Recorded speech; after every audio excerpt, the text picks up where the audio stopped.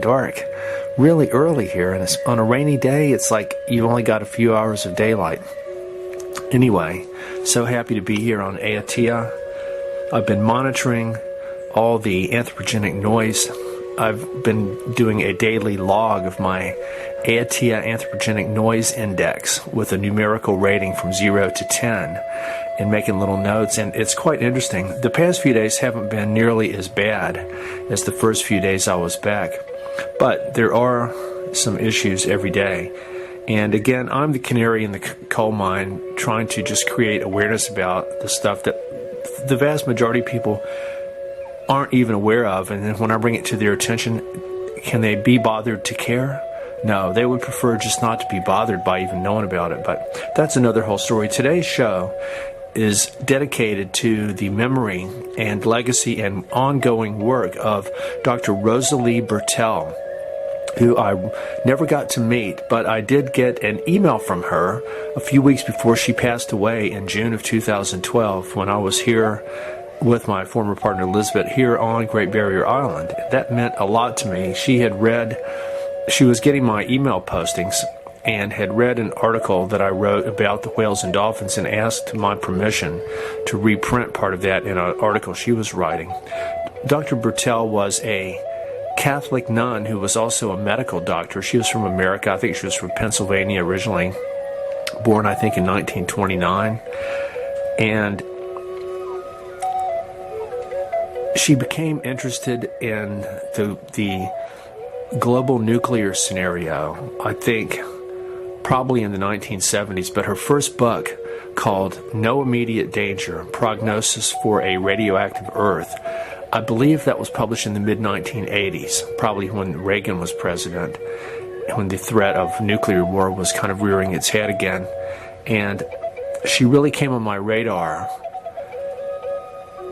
probably around 2006, 2007, after I really began my global nuclear scenario research in earnest. I might have heard of her back in the day of when we were at Big Mountain when the Chernobyl meltdown happened in Arizona in 1986. I might have heard of her back then, but anyway, it was only here in New Zealand that she really came on my radar.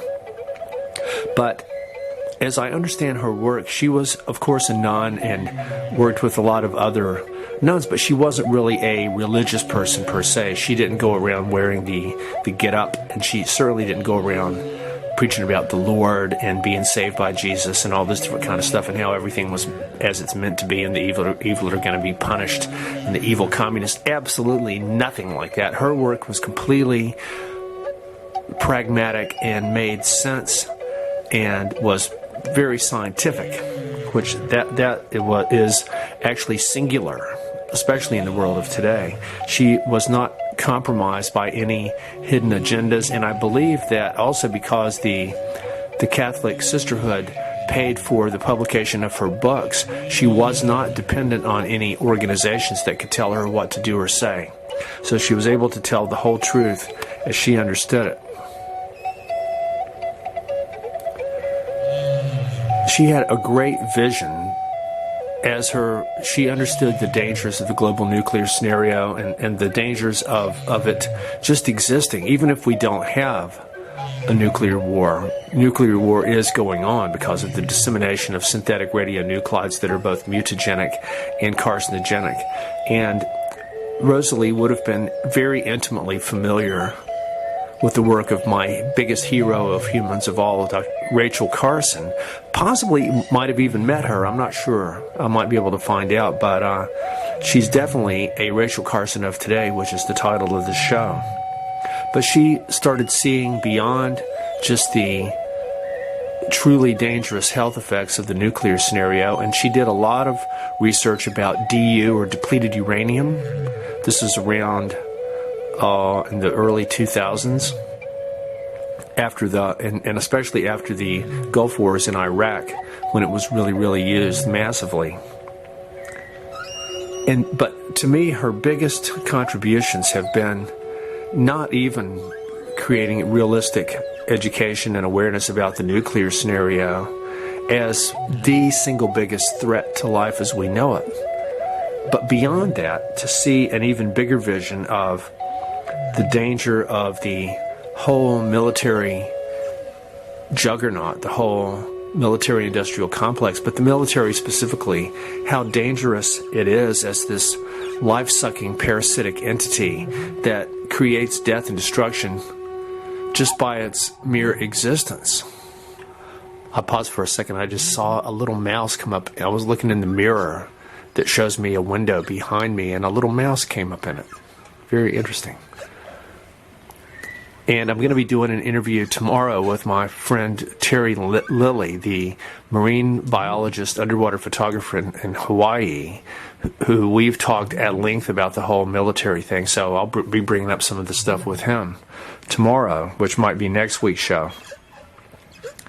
But her truly legendary book is called Planet Earth, Latest Weapon of War.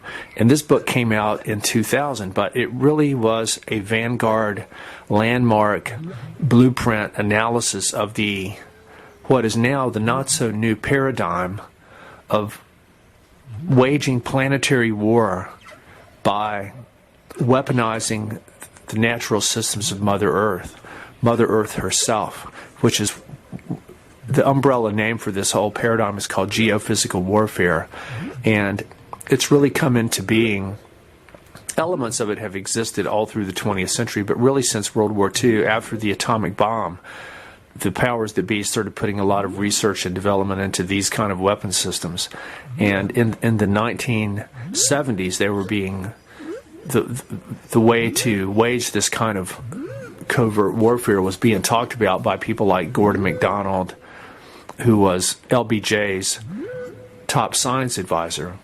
And these were assimilated by Zbigniew Brzezinski, a bigwig all through the U.S. presidential administrations from Jimmy Carter up through Obama.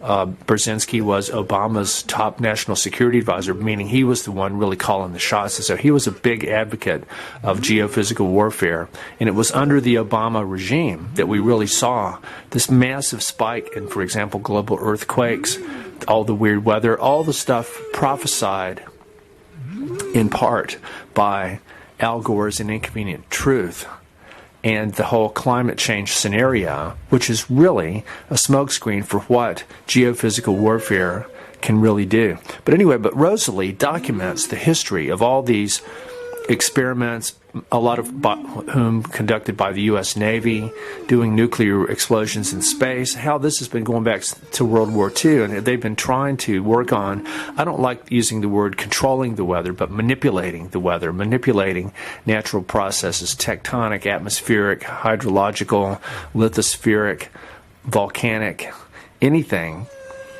And this book was an eye-opening blueprint for understanding the world that we're really living in now.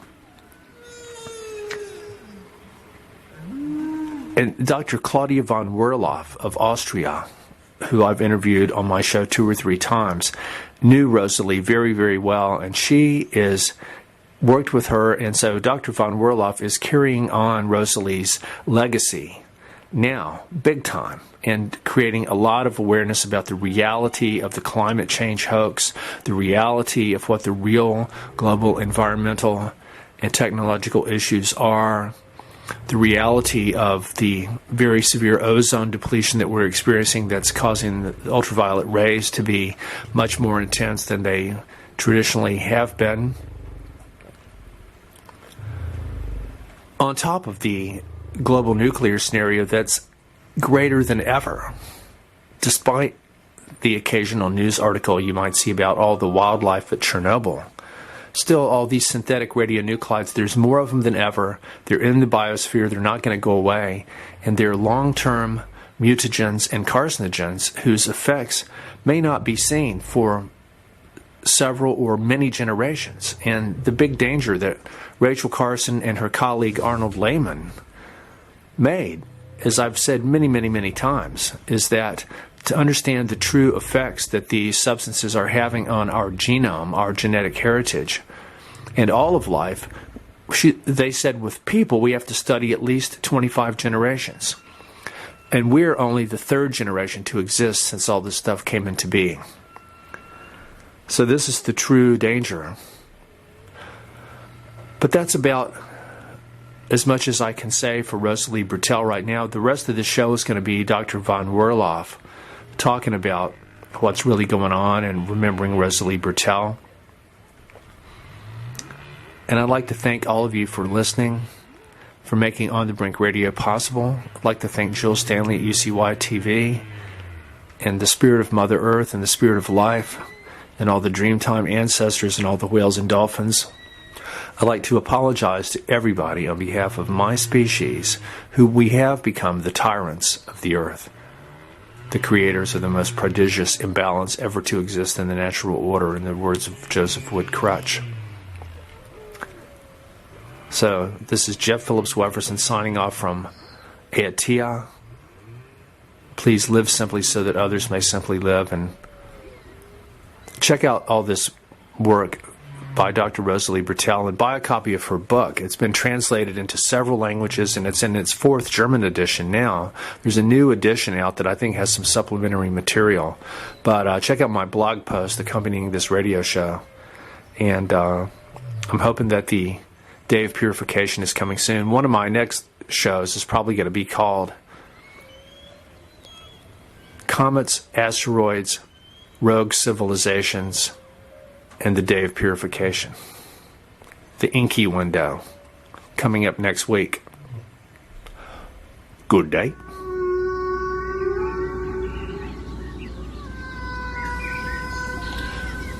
Welcome to On the Brink Radio with Jeff Wefferson here on UCY TV. This is broadcast number 104, being recorded here on Sunday, Easter Sunday, the 5th of April 2015. I'd really like to welcome my very, very, very special guest, Dr. Claudia von Werloff, who is in Austria. And I might have pronounced your name wrong, but Claudia, thank you so much for joining us on the show, and thank you for all your brilliant work. And tell us a little bit about your background and what you're doing now. Well, from the academic point of view, I have studied economics and sociology and political sciences, and have become professor for political sciences and women's studies at the University of Innsbruck in Austria. So this is my academic background, but my personal background, of course, is somewhat else, especially that I'm suffering from what is going on in the world, and this suffering is what takes me to analyze more deeply into what is changing our world today, and especially our Earth. And this is why I am now active in this field. And we founded, 5 years ago, we founded the Planetary Movement for Mother Earth in order to get these informations around and to keep people informed about what's going on. So that's my background in a way. Yes. You said you feel the suffering or the pain of Mother Earth, and I feel that myself. Did this come on you all of a sudden, or has it been sort of a gradual tuning into the feelings of Mother Earth? Well, it has always been like that, but when I met Rosalie Bertell, I was very much influenced by her, because she was analyzing. She's a scientist. She has been a scientist. She died already some years, 2-3 years ago, and she has done all that work, which I could not do because I'm not a natural scientist. And she did that work, and when I read her book, I knew that this is what I have to know and what I have to tell other people as well. So this is the difference. So I didn't make the analysis by myself, but had to relate on her. And she was telling me that the Earth is in a real danger, that there are new technologies destroying her, and she even spoke of how the planet is going to be wrecked, a very hard word. And so I learned from her a lot, and found my way through all this chaos of information we have now, or we don't have. Most people are not aware of what is what is taking place on our planet, and but she was informing me about that. I think she was just such a fantastic person. You were so lucky to have known her in person.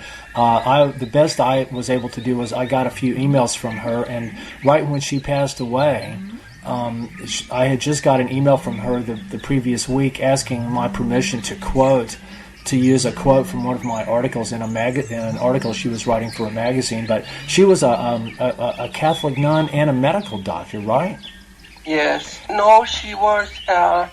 This is called biometrics.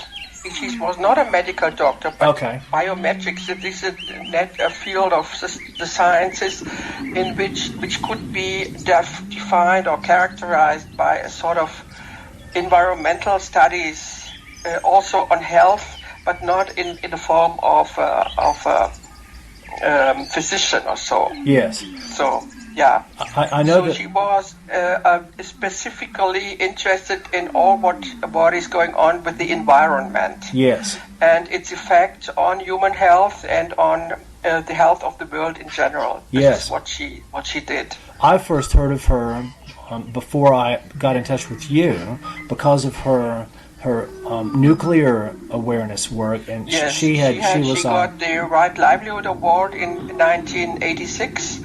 Because she wrote a big book on the nuclear dangers, and especially on how it influences the low radiation nuclear danger, especially she was working about. And she showed that even if there is not a nuclear catastrophe, it is already sufficient that you have a low radiation, like in the normal nuclear plants, and the surroundings that may affect the health of the people living there and working there. So this is where she got the Right Livelihood Award for. Yes, I just remembered the name of her book, which I have. No Immediate Danger. A prognosis for a radioactive Earth. Oh my God, yes. She was just light years ahead. I saw her interviewed by an Australian filmmaker named David Bradbury in a film called Blowing in the Wind. That was a really good expose of depleted uranium, and and the whole scenario there. But and then she broke massive new ground with her landmark book called Planet Earth: Latest Weapon of War. So now tell us about that. Now we're getting into what's really... Well, this is her second big book in which she did a lot of research about the dangers Mother Earth is living now, and she made an analysis of all these technologies which have been invented since World War II. First the nuclear and then the post-nuclear, and she made an analysis of these technologies, including later on HARP technologies, Tesla technologies, and what they did and can do against the planet, and how all these technologies are used to transform the planet into a weapon. This is the perverse aspect of what we are living now, and most people don't really see or cannot even imagine how the forces, the natural forces of this planet are being transformed into a weapon of war against us and against life on the planet and against the planet herself. So this was her analysis. Yes. As a sort of, she even called herself eco-feminist, even if she was a Catholic nun. And because she had the same motive of, she said that it cannot be that we are so silly to destroy our own living conditions. So this was her motive.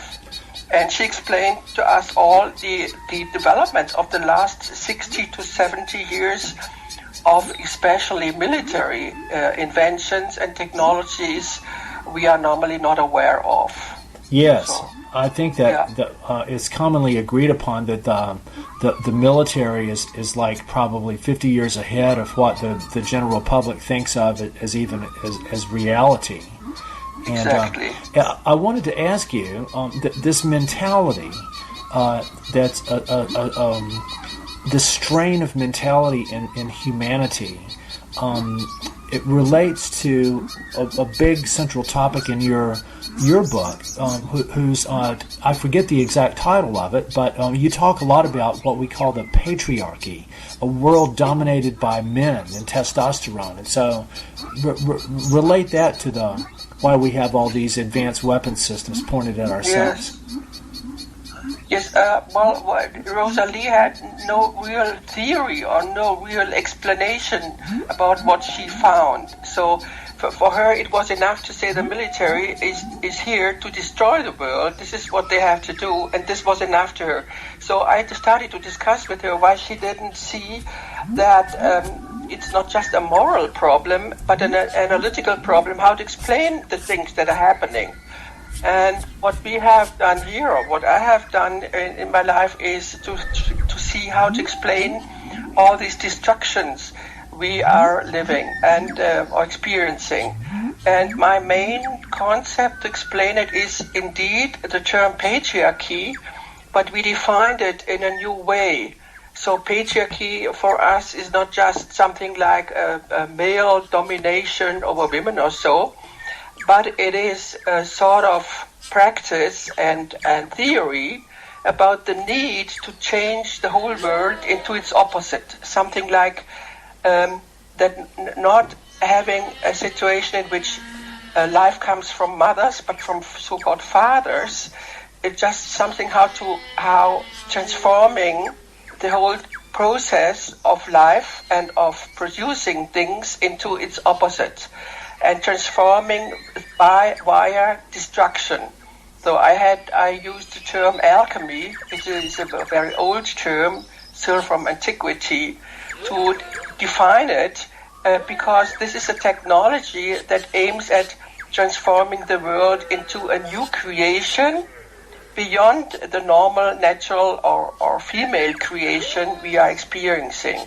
So with that concept, you can explain why there are so many forces in the world that try to transform the whole planet. In the meantime, it's the whole planet, not only parts of it, into a big machine that is under control, under male control or political control, and which would produce a so-called better life and better world, which is the transformed one. So you have the whole question of technology present in this concept, the idea of transforming technologically what is there. So transform what is there into something else. This is the alchemical project. And in this concept, when you look at what is occurring with these new technologies, even with the nuclear ones, you have this idea as a basic one. They all say they want to transform the world into a better one. And for this reason, they first have to destroy it. So this is something which is very terrible, because it is a belief system in patriarchy as something that is coming into reality instead of a maternal world, a paternal world, something like that. It sounds like for them, it's the how to explain it. It's a belief system that the world will be better when men take control over it. It sounds like the main idea behind. It's a psychotic nightmare. It's a total mass delusional system, because I mean, nothing we can do can improve on Mother Nature and the Earth. All we can do is destroy it. The whole the transhumanist movement, Ray Kurzweil and those people who think that they're going to gradually transform themselves into something that's not human anymore, and exactly. and they say they don't say like, oh, we hope to extend our lifespan indefinitely. They say, I'm going to live forever. And I mean, that's just proof of insanity right there. It's just the whole mentality's gone off the deep end. And when you think of how many, do you remember who Dr. Cornelius Rhodes was? Cornelius Rhodes was a medical researcher in the 1950s that was working for the Rockefellers, and he was in Puerto Rico, and he boasted about deliberately infecting a bunch of his Puerto Rican patients with cancer to see how it would affect them and stuff, and he bragged that he was helping to get rid of these dirty people. And this got, when this became public, instead of him being sent to prison, he was actually appointed the head of biological warfare for the Army, and then he went on to become director of the Biological Research Division of the Atomic Energy Commission. So, you know, like, I mean, and that's just one person that was fully made public and documented, but there must be tens or hundreds of thousands of that same mentality out there, and just where... But it's the whole idea of progress, the whole of technological progress and of the machine, they have the same fundaments everywhere. Yes, and it's sort of the antithesis of life. Now, let me ask you something. You responded to my radio show from last week, the one about climate change hysteria and other popular delusions, and it's two really brilliant paragraphs. May I read those two paragraphs, or read that you sent me, or just I'll read the first one and then get you to comment on it. Is that okay? Hi, Jeff. Following Bertell, the main problem is that we do not know how more than 2,000 nuclear tests affected the atmosphere, the sea, and the land, including the effects of Chernobyl and the ongoing Fukushima megadisaster, as well as the quote-unquote normal functioning of nuclear plants worldwide.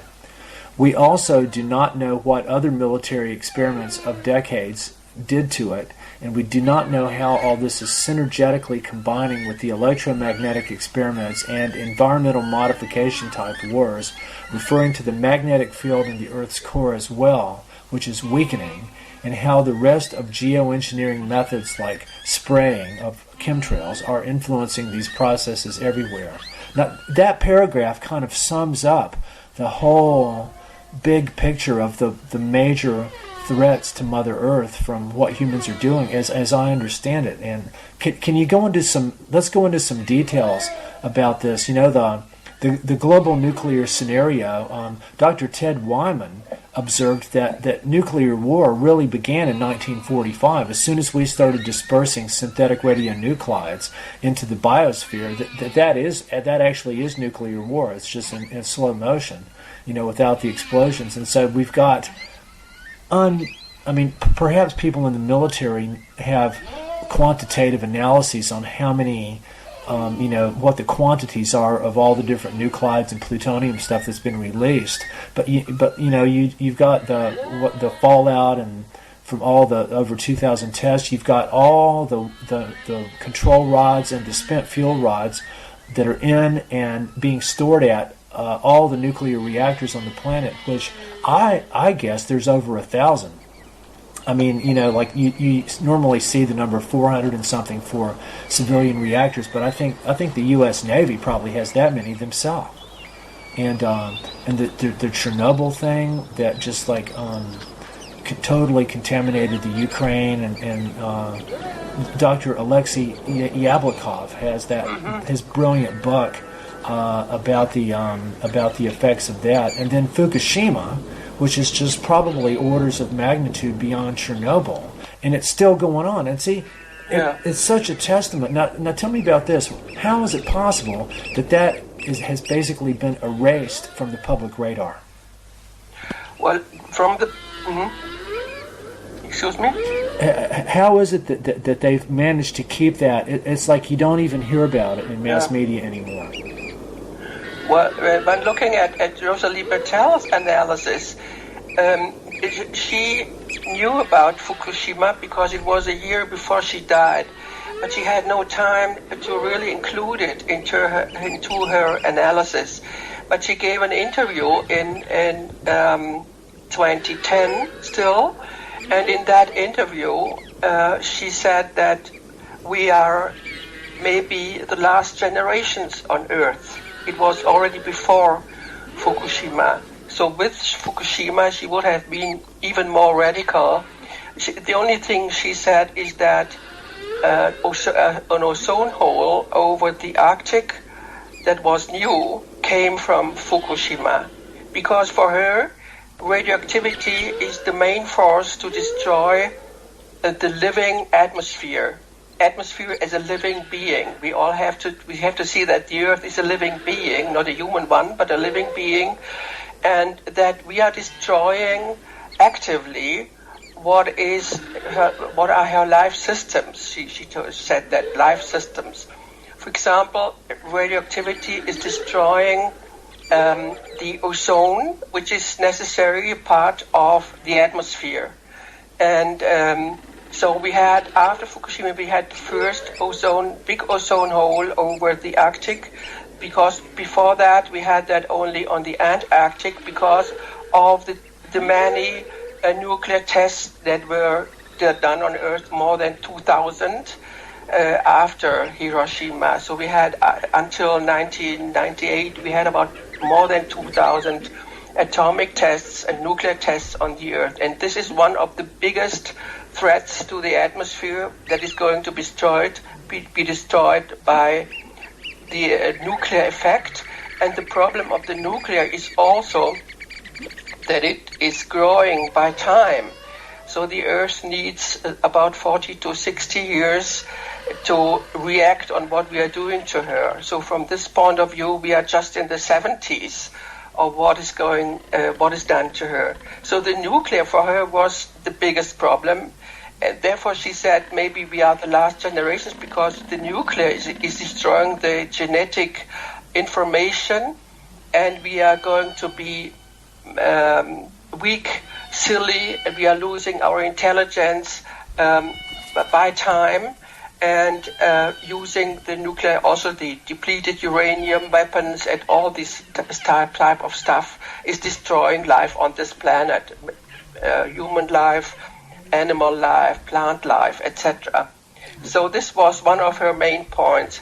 And the other point was that also what is also destroying the Earth, the air we are breathing, is, for example, rockets that are thrown through the air into the universe, so to say, and supersonic flights. So these are three main points of destruction of the atmosphere, and this is maybe one of the main reasons why we have a different, sometimes more hotter climate on Earth, because the atmosphere has already many holes and has become weaker.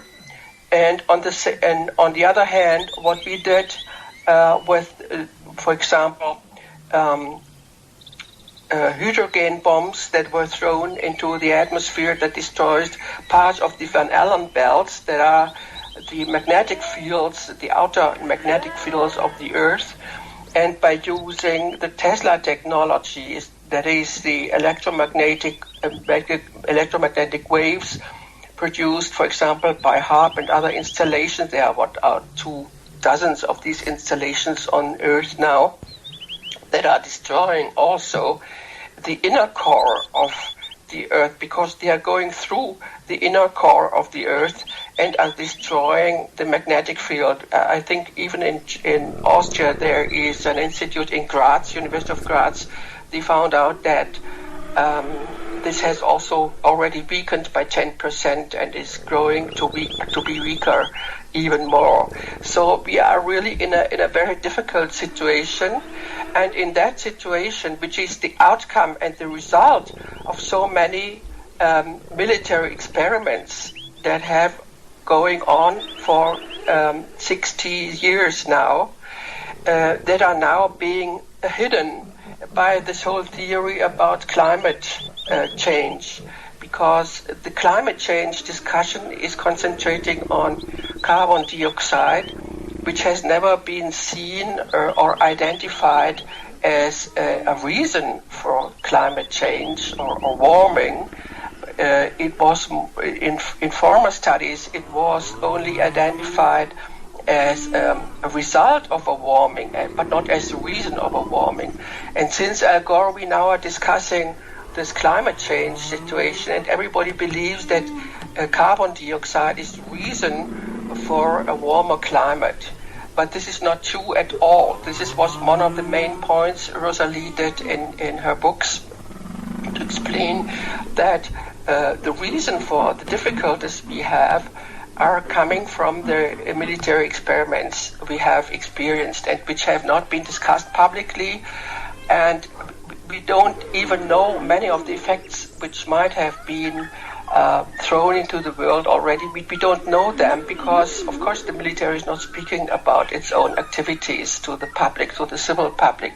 So now we have this strange situation that even in the civil sciences, there are now always more geoengineering and climate engineering, etc. studies, and a lot of conferences taking place in Germany last year, for example, to now in Paris, they have been in Cambridge, everywhere.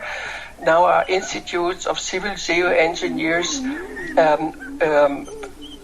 new in the world, and they are all discussing the CO2 problems without looking at the history of the whole problem and without mentioning the military origins of the problems we have. This is a very strange development we have experiencing in the last years, and it's now really fashionable to speak about Plan B. The Plan B is geoengineering or climate engineering, which is supposed to be utilized or to be researched into in order to do something against the effects of global warming, so-called global warming. Yes. But we don't have even a global warming. We have a sort of chaos in the world, which is the effect of destroying the living systems of the earth. Absolutely. So in some places it's hotter and in other places it's even colder. Even in the Antarctic there is more ice than before. So you have a sort of question of what is the earth doing to balance all these wounds it is living. So it is something I don't know, and I'm always looking for people who could explain more about this. Yes. And they simply don't exist. So we have a lot of holes in our knowledge that we don't know, but what we experience is that things go crazy. And it's not just the global warming, and especially it has nearly nothing to do with carbon dioxide. This is what people should know. I think it's this is not true. I think it's a deliberate agenda, this organization called the Club of Rome published a book in 1990 called The First Global Revolution, and they specifically said that they were going to foist fake social and environmental crises on humanity in order to manipulate us into accepting their agenda for a one-world government. And one of these fake crises was global warming. They used those words. And Al Gore is a member of the Club of Rome, as is James Hansen, the NASA scientist that came up with the expression global warming. And it was interesting to me that in 2006, which is the year that Al Gore's film An Inconvenient Truth came out, that same year is when the Phase 2 upgrade of HAARP came online that boosted its power up by a factor of 10 or 100. And if you look at a list of all the things that Al Gore said that global warming was going to cause, those are the exact kind of environmental warfare things that HAARP can do. Mm-hmm. And so, so many people don't even think that something like HAARP could even exist. They think like, oh, they don't have the ability to do that yet. And I go like, but not only do they've had it for quite a while, but even then it was just a new technology to do things they'd been trying to do all through the 20th century that Rosalie documented in her book. You know, like detonating nuclear explosions in the ionosphere, like Project Argus, and didn't it? It permanently damaged the Van Allen radiation belt, and it's never returned to normal. Mm-hmm. And whenever you're talking about the unknowns of the global nuclear scenario, back in the day of Rachel Carson, there was the leading genetic toxicologist of the day. His name was Dr. Arnold Lehman, Lehmann, and in a documentary about Rachel Carson, it interviews him, and he said that in order to truly even begin to understand the real effects of chemical or radiological mutagens and carcinogens, we must study at least 25 generations of people. And we who are alive now, we're only the third generation of people to exist since all this stuff even came into being. So it's like we are the experiment. We have no way of knowing what the long-term effects of all this stuff is. And when you start talking about tell us what synergetic means. Yes. I mean, some people say that climate change or things like that are occurring naturally on Earth in its history, etc. But they will never occur within a couple of years, but they would need thousands of years to occur. So the changes are very dramatical if you look at them from the point of view of the timing of the Earth. The Earth has a much slower way to live and to develop. And these dramatic changes we can see now for the last 40 years, for example, something like 10 times more natural catastrophes than before. This is what Rosalie said. This has nothing to do with the natural change on the Earth. So this is, in any case, it is an anthropogenic. How do you say? Anthropogenic. It's man-made, so yes. It's man-made. Yeah, that's better. In any case. Emphasis on man. I wonder how long people will believe in that lie of this CO2 thesis. This is very strange. It is. I mean, since we have founded our planetary movement for Mother Earth, we have thrown so many informations into the world.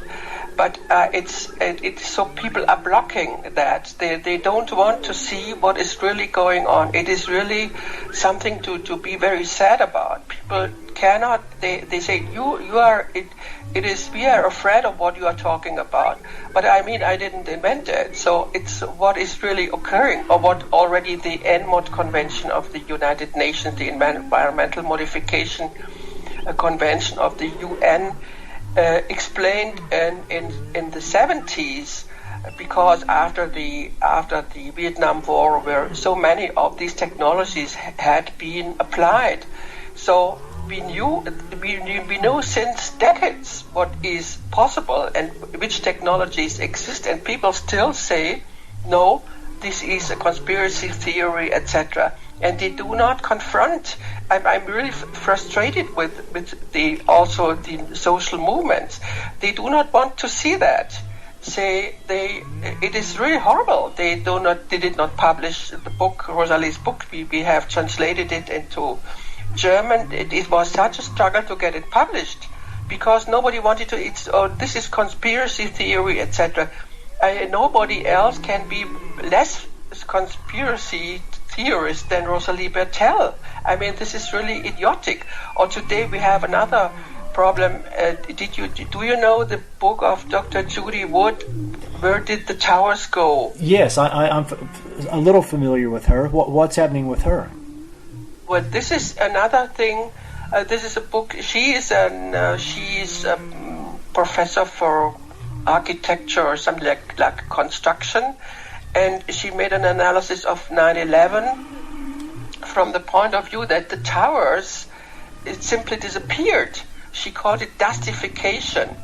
It was a process of turning matter into dust when it occurred. And she said, well, this is not normal. This cannot be done neither by an airplane flying into a tower, or it cannot be done by an explosion and anything. This has to be another technology. There has to be another technology being used to have this effect of a dustification of billions of tons of material that did not come down to the earth, but just disappeared when falling down and coming down as dust only. And she's explaining it by, she says this is a proof for the use of directed energy weapons.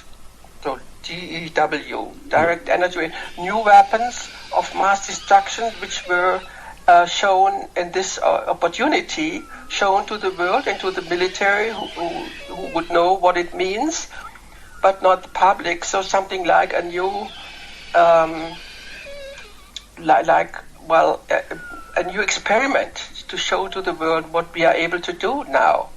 So this is another example of a weaponry that has been developed without the public knowing it, and so they can see it now. They can see what it is doing and what it is capable to do, but nobody wants to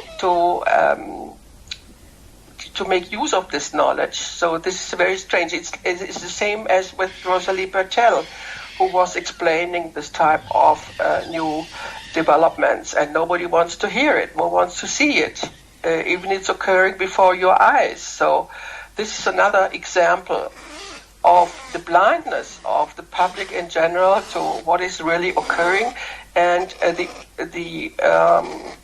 would not move. People don't move. They don't cry out. They don't say, how is it possible that there are people running around and destroying our planet? How can this be? So ask a lawyer and he would say, well, there is no law which is forbidding it, because the fact that it is possible to destroy the earth is not recognized as such. So you have no laws, and so you cannot go with this law and say, well, you don't have to do it, or it is forbidden or so, But it's occurring, and this is what drives me crazy, that people are so resistant in looking at what is really happening.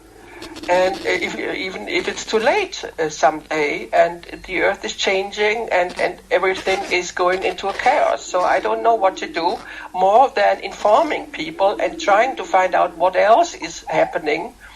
And then, of course, what to do. What will be the answer?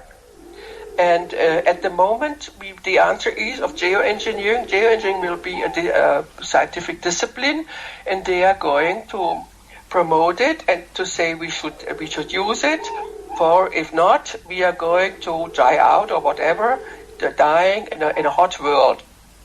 And they never mentioned that this is already happening all the time. So this is where the problem comes from. So the saviors, geoengineers, like the saviors of the earth, are the destroyers of it, and they are just the long arm of the military behind, without that they would say it. So this is, for me, this is the most the political agenda we are in now, and for the movements, for the social movements worldwide, and they don't respond to it.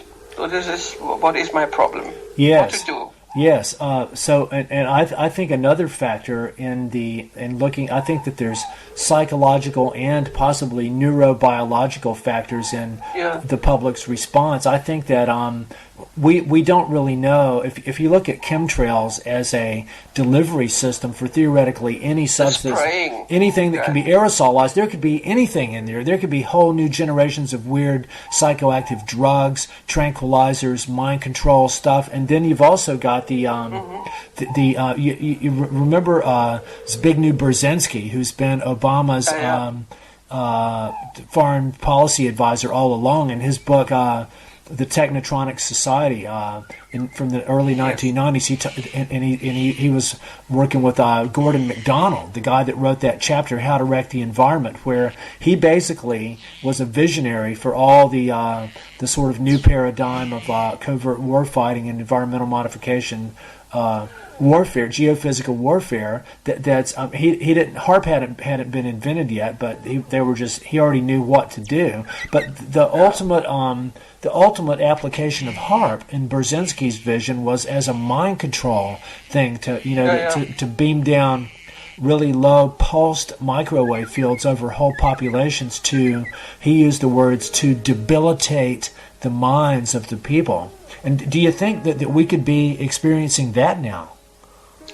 Well, but I don't know if this is discussed. I mean, largely that HARP is a weapon for mind control. But I think it's you have. I mean, the other problem you have is all these cell phones and all these antennas, etc. This is already enough to to disturb the people and to disturb the whole life on the planet. You don't even need HAARP as a mind control weapon, even if it's not clear if HAARP is still existing. Do you know that? Well, yes. It would be closed. Well, yes. I don't necessarily believe that, but I also believe that if HAARP was a prototype designed to test what could be done, but ultimately, Yes. you know how they're able to link together all the different installations, and so it's possible that they've been able to create a whole new generation of smaller HAARPs that are portable, that still act as one giant antenna. That could be. At least the technology exists. What is clear is the technology for doing mind control exists, Yes. and it's already used in some medical practices. I mean, there are people who are using it already without HAARP, just in their daily with their daily people. So it is what Rosalie Bertell was also pointing to, this danger that the electromagnetic technology is used for everything. So you can using it for the health of the people and against the health of them. So this is the general technology behind. HAARP is just the big installation which can be used for a bigger population. But in the smaller field, you can use the same waves as well. So it's more widespread, I think, even this type of mind control possibility or of health control. And what you call chemtrails, but this is the military expression, we call it the spraying on solar radiation management. This is the word in the scientific language, solar radiation management. They are doing it all the time. So we have proofs that they throw down barium, aluminium, strontium, and a lot of nanoparticles, which are, of course, detrimental for our health everywhere. And there are for example, in the U.S., in California, the community of Shasta, they have made a big meeting, it's a year ago, in which they said, we want to do research about the spraying and what it does to us, the earth, the plants are dying, and animals are dying, people are sick, and they now say, we want to make an official report on everything related to it. And they had pilots there and medical doctors and farmers, etc., all these people who have been affected by the spraying. And they're even in Spain and in Greece, there are communities on the local level that are protesting against the sprayings. So some of the people have been now are on alert, but very late. I mean, they have, first they have to die before they do something, or what? This is so strange, because we have the effects everywhere. We have them everywhere. People have, the Michael Murphy's film. Yes.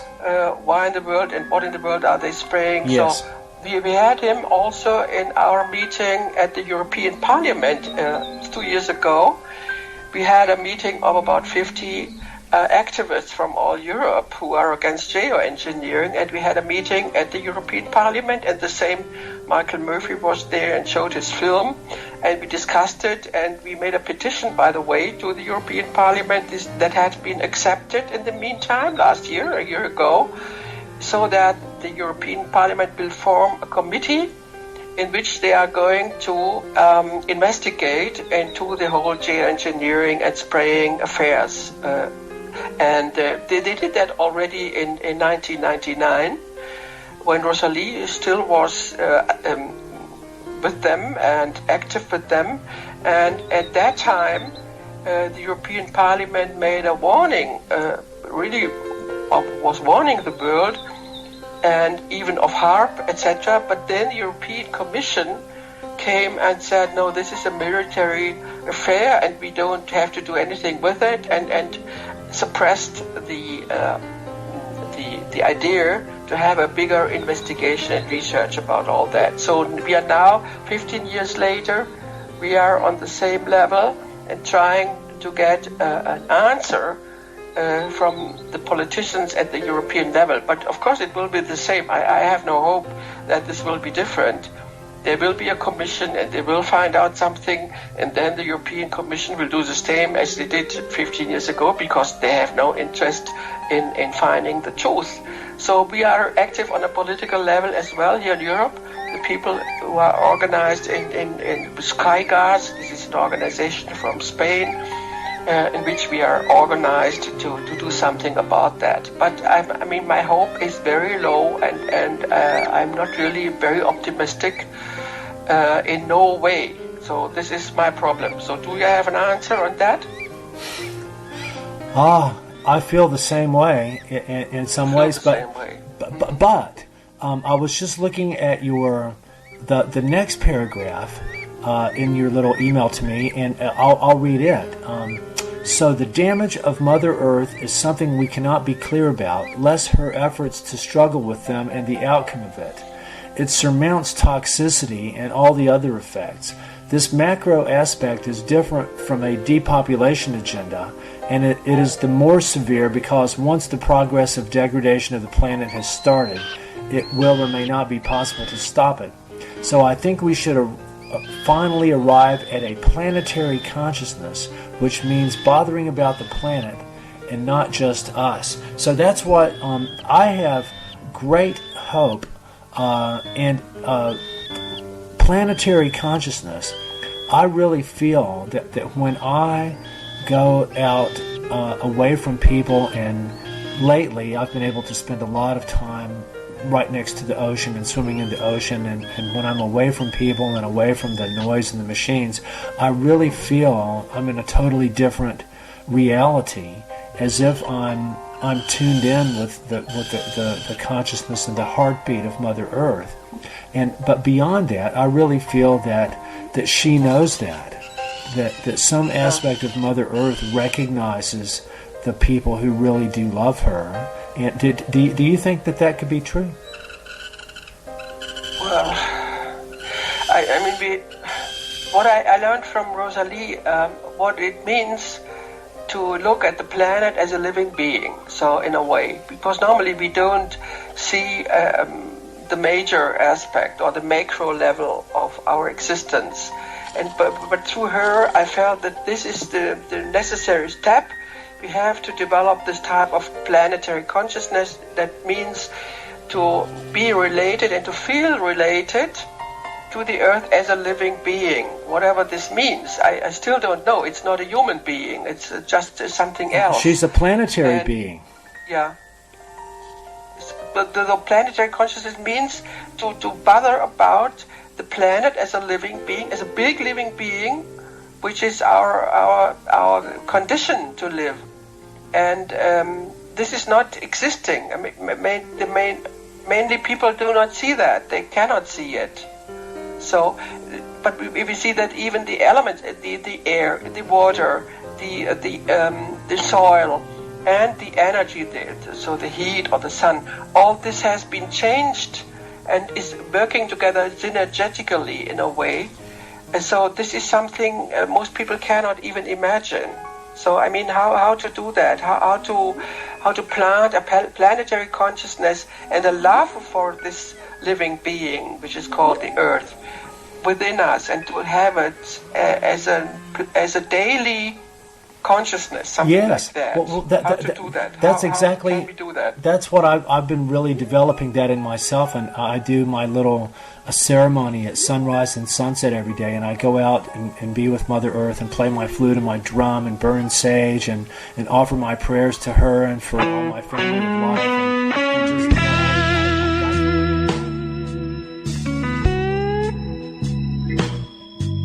This is Ozzy Skateboard, and you're listening to UCUI.TV.